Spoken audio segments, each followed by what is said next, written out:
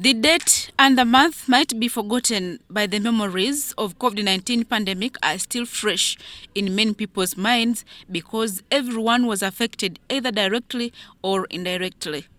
21st March 2020 is when Uganda registered her first case of COVID-19. The case was a 36-year-old businessman from Kampala who had traveled to the United Arab Emirates and was detected at Entebbe International Airport on his return when he presented with COVID-19-like symptoms, and later the sample was confirmed positive. In the following 2 weeks, from March 21st to 5th April 2020, there was a rapid rise in the number of cases to 52. The pandemic then put the country in a fragile situation until the beginning of 2022, when some relief was realized as cases had drastically gone down. It's 3 years ever since we got the first COVID case in Uganda. The country has gone through a lot of learning. The cycle from lockdowns to the cycle of waiting for medicines to come in the country, the number of people who had and needed treatment in ICU, that we saw the country coming together to fundraise and put resources together so that we all respond as a country.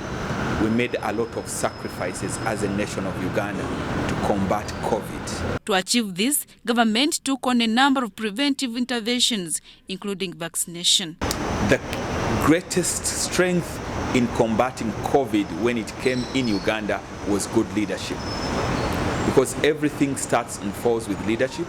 Once we have good leadership which makes the right decisions at the right time, who are not timid in making drastic measures and decisions which impacted all of us, but at the end of the day we see that we benefited from the wise leadership. The most next thing we had is that people listened to their leaders. The communities, the people of Uganda responded when we are being given directives, when we are being given guidance, when we are being told what to do or not to do. That was one of also the game changers. And finally, getting a vaccine available to offer to Ugandans gave us relief that the most vulnerable people, and we saw that the people who were above 50 years were able to receive vaccination, and we prevented mortality. The Ministry of Health, however, warns the population against laxity on grounds that COVID-19 threat is still with us. Now that the cases are coming down, and we are on an average seeing about less than 12 people positive in a week in the whole country, people get a sense to feel that the disease is no longer with us. This is not so true. We've made so many economical and livelihood sacrifices so that we can have a country which is free of COVID. We got vaccines, we were able to immunize about 82% of the adults with 1 dose at least, but some people did not show up yet. We got over 40 million doses of vaccines. We still have about 13 million doses still waiting for Ugandans to come and demand. The Minister for Health, Dr. Jenrutha Cheng, is however concerned about the country's strength in infection prevention and control, an issue that has led to the loss of key health human resource.